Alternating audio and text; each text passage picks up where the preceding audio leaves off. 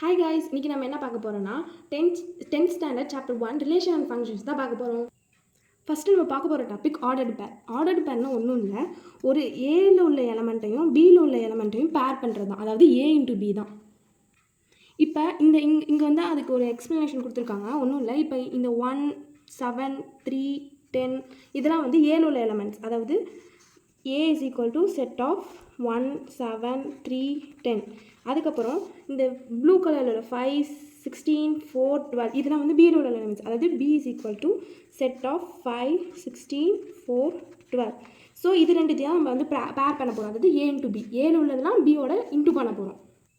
Okay, இப்போ நம்ம டேரெக்டாக எக்ஸசைஸ்க்குள்ளே போயிடலாம். இப்போ எக்ஸாம்பிள் உங்களுக்கு வேணும்னா சொல்லுங்கள், நான் வந்து தனியாக அதை ஷார்ட்ஸாக போடுறேன். ஸோ ஃபஸ்ட்டு எக்ஸசைஸ் 1.1 உள்ள ஃபஸ்ட்டு சம் பார்க்கலாம். இப்போ வந்து ஃபஸ்ட் சம் பார்த்தீங்கன்னா find A into B, A into A and B into A. அதாவது இங்கே ஒரு 2 சப்டிவிஷன் கொடுத்துருக்காங்க. இதில் உள்ள A into Bயும் கண்டுபிடிக்கணும், A into Aவும் கண்டுபிடிக்கணும், B into Aவும் கண்டுபிடிக்கணும். ஸோ அவங்க ஏபின்னு கொடுத்துட்டாங்க.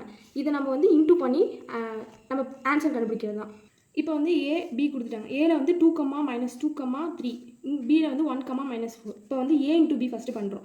ஸோ ஏல உள்ள எலமெண்ட்ஸ் இன்ட்டு பியில் உள்ள எலமெண்ட்ஸ். இப்போ ஒன்றும் இல்லை, ஃபஸ்ட்டு இந்த 2ஆல் இந்த 1ஐயும் 4ஐயும் இன்ட்டு பண்ணுறோம். அப்போ 2, 1, 2, -4.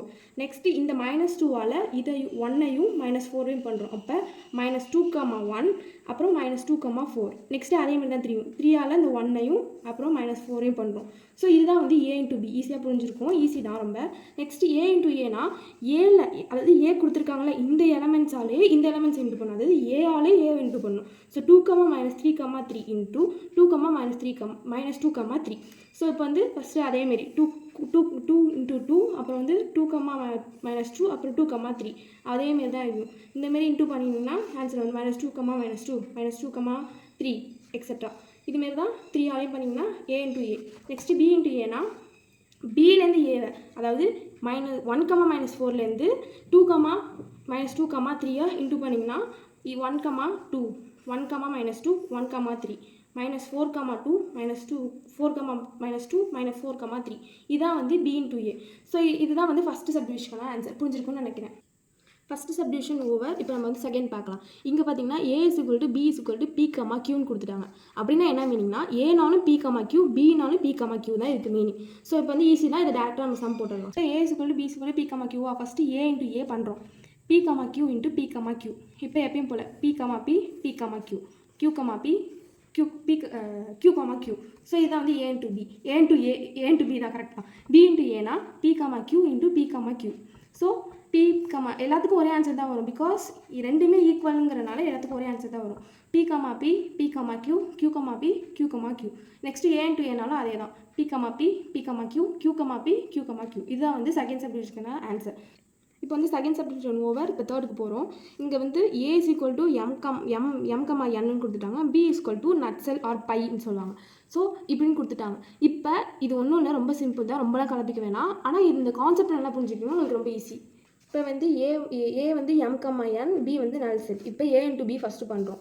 இப்போ M, N into நல் செட். இப்போ நல் செட்டுங்கிறது என்ன, நத்திங், எதுவுமே உள்ளே இல்லை, அதுதான் வந்து நம்ம நல் செட்டுன்னு சொல்லுவோம்.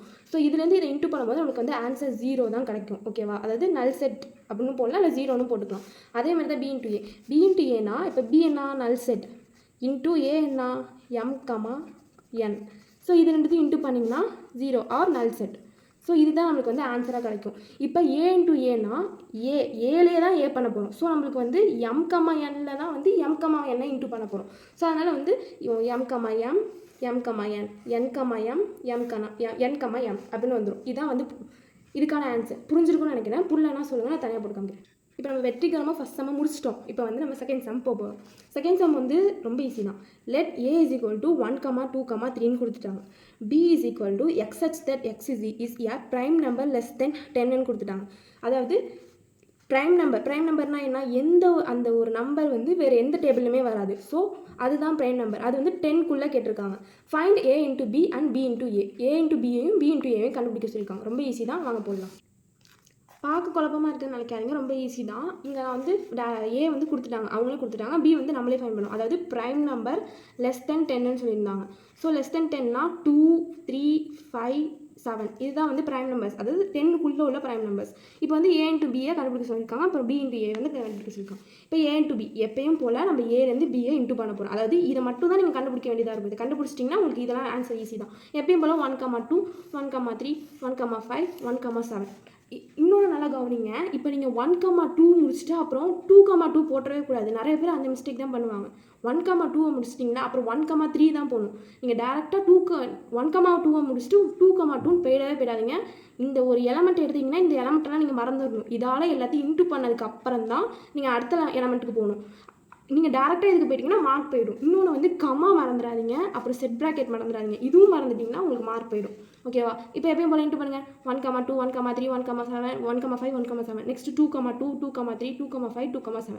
நெக்ஸ்ட் 3,2 3,3 3,5 3,7. ஸோ இதான் வந்து A இன்ட்டு பி. இப்போ B இன்ட்டு ஏ பார்ப்போமா? அதேமாரி தான். என்ன பியை வந்து ஃபஸ்ட்டு போட்டுட்டு அப்புறம் ஏவை நெக்ஸ்ட்டு போடுறோம்.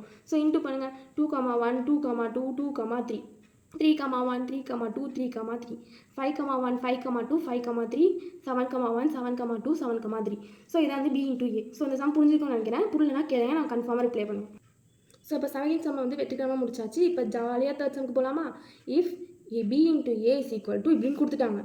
Find A and B. உடனே உங்களுக்கு அப்படியே ஹார்டாகவே வந்திருக்கும். ரொம்ப ஈஸி தான். B இன்ட்டு ஏ கொடுத்துட்டாங்க, அவங்களே கொடுத்துட்டாங்க. இதில் நம்ம ஏவையும் பியும் தான் பிரித்து எடுக்க போகிறோம்.